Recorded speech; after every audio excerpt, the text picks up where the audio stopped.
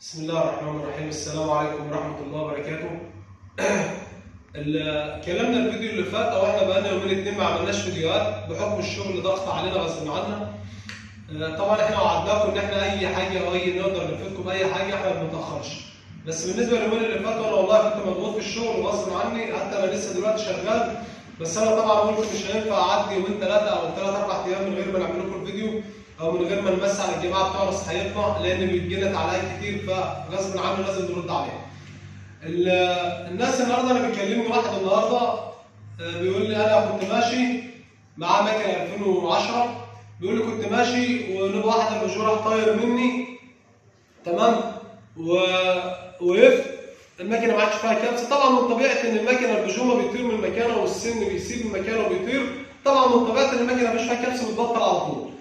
طيب بيقول لك رحت للميكانيكي لواحد عندنا حل اللي هو قال له لا ده لازم السن يتحل والبيجو مش عارف ايه والكلام ده كله، لازم المكنه تحل تعمر.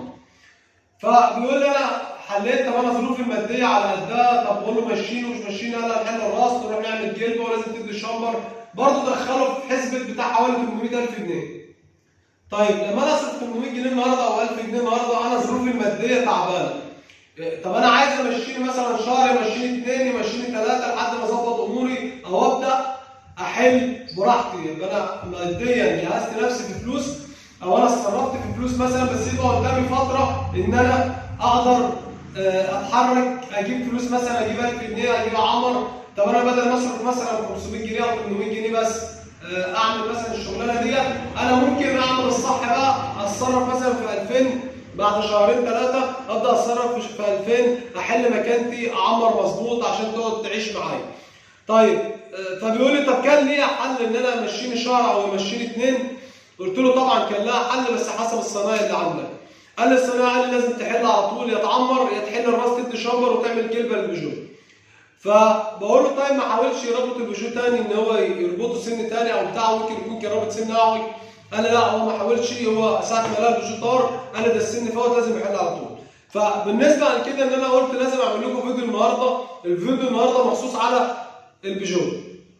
طيب البيجو عندي لما انا ده بيجو بتاع 2006 من اول 2001 لحد 2013 هو البيجو ده، تمام، اللي هو السن القصير بيجو واحد. من اول 2014 عارفين ان هو بيجيب بيجوهات بيبقى واحد يمين وواحد شمال، تمام. البيجو اللي هو بتاع 2006 دوت لما بيطير مني انا بعمل ايه؟ بروح انا حالل، طب انا زي ما كنت اتكلمت عن موضوع الماديات اللي هي عدت ومفيش، فبضطر ان انا اتحرك او اتصرف. بعمل ايه؟ بقول لك بتجيب البيجو زي ما انت كده، تمام. البيجو عندنا بتلاقي فيه ورده اللي هي الورده دي، تمام.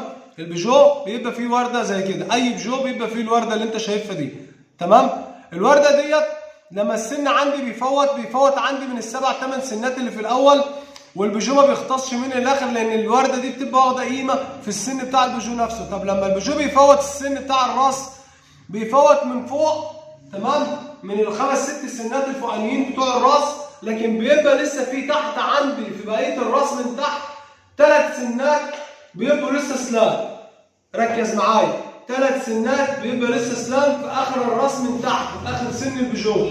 فبعمل ايه انا؟ لما انا عايز امشي شهر او 2 او 3 عم اجهز نفسي، بروح جايب بيجو جديد واروح جاي ماسك البيجو الجديد بالورده واروح حلل الورده دي كده زي ما انا بحلها بالظبط، تمام، زي ما انا بحلها كده بالظبط، واروح شايل الورده من البيجو واروح رابط البيجو بتاعي تاني الجديد ربطه على السن نفس السن اللي مفوت اللي هو كان البيجو عندك طار منه، واروح رابط هيربط معاك على ال3 سنات اللي تحت وهيشد معاك مظبوط، هيحرق معاك تحريقه مظبوطه، تمام. وبمشي عليه شهر او 2 او 3 او 4 لحد ما البيجو يبدا يبوظ معايا وابدا احله. ممكن اركب كمان بيجو بس اشيل نفس الورده، او لو انا عايز الفتره المحدده اللي انا عايزها تمشيني شهر او 2 او 3 لحد ما البيجو يبوظ، لان البيجو عندك طالما مكانتك سليمه حرقها كويس صباباتك كويسه مفيش اي زيت، البيجو ممكن يقعد معاك في مكانتك سنه، تمام. يبقى اصبح ان انا اعمل العمليه الصغيره دهيت، العمليه الصغيره اللي انا بعملها ده اهي، ان انا احل الورده من البيجو واربطه تمشيني لو مكانتي كويسه امشي سنه على نفس الوضع اللي انا فيه، يبقى ان انا ما اجبرتش نفسي ان انا حليت في الفور مسافه ما البيجو تطير. ركز معايا، يبقى مش اول ما البيجو يطير معايا من السن خلاص يبقى انا دخلت في مرحله حل لازم احل دلوقتي. لا، عندك حل ان انت ممكن تعدي مكانتك عليه لو مكانتك سليمه مفيش اي زيت مفيش دخنه. عندي حل ان انا امشي شهر واثنين وثلاثه وسنه. بمعنى ان انا لو حليت بسبب ورده احل الورده تمام من البيجو.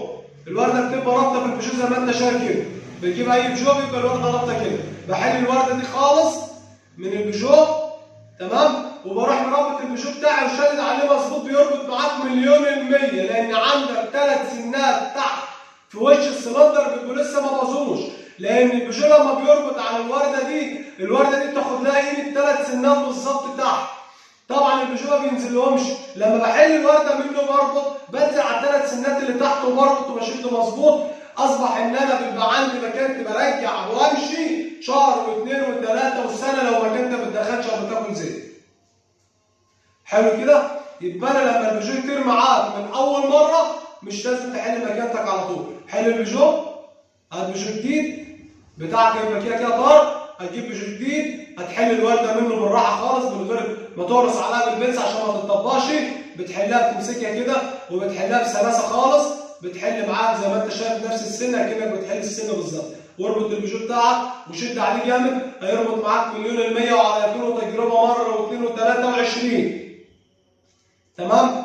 انا عملت الفيديو ده مخصوص على البيجو عشان خاطر الراجل اللي اتصل عليا النهارده وقال لي حليت مكانتي بسبب ان السن فوت وانا اتزنقت وما معيش وعملت مكانتي وركنت عم بتصرف في فلوس. طب ما تمشيني. فبيقول لي مفيش حل يمشيني شهر. فانا عشان كده عملت لك الفيديو ده مخصوص وقلت له يعمل ايه وكذا وحل الورده وعمل واتصل عليا قال لي يا عم يسري فعلا ربط معايا، بس كان للاسف الميكانيكي كان حل المكنه وكان فور لي المكنه خلاص. وانا اتعمدت ان احل الورده ويعمل اللي انا قلت له عليه عشان يشوفوا. قال لي فعلا حليت الورده زي ما انت قلت وربطت البيجو وشديت عليه بالمفتاح ربط معايا حديد. بس كان الميكانيكي حل لي الحاجه قلت له يا عم طب ما انت كنت عملت كده. قال لي يا عم انا ما اعرفش الكلام ده، انا كنت اعمل لك السن الصح. قلت له يا عم طب انا بقول لك مشيني شهر واثنين وثلاثه اجيب ظروف انت ما تعرفش ظروف الناس. الدنيا النهارده بقت غاليه والحاجه عادت صعبه، قطع الغيار غليت، فاحنا على قد ما بنقدر نفيد الناس او على قد ما بنقدر بنديكم معلومه تمشوا بيها شهر واثنين وثلاثه. انا ما امشي 3 اشهر النهارده او امشي شهرين او امشي 5 اشهر، انا اكون ممكن الله اعلم ظروفي عندي جمعيه مزنوق فيها، جايب فارق كاوتش بالقسط، عليا قسط الشهر ده ولسه الشهر الجاي هبدا افوق، ما حدش عارف ظروف حد. وده كان الفيديو بتاعنا النهارده، اتعمدت اعمله مخصوص، واستنونا الفيديو الجاي ان شاء الله مع يسرا الطبيخ في كل جديد وفي حاجه جديده جدا جدا جدا ان شاء الله. الفيديو الجاي استنظرونا معاكم. السلام عليكم ورحمه الله وبركاته.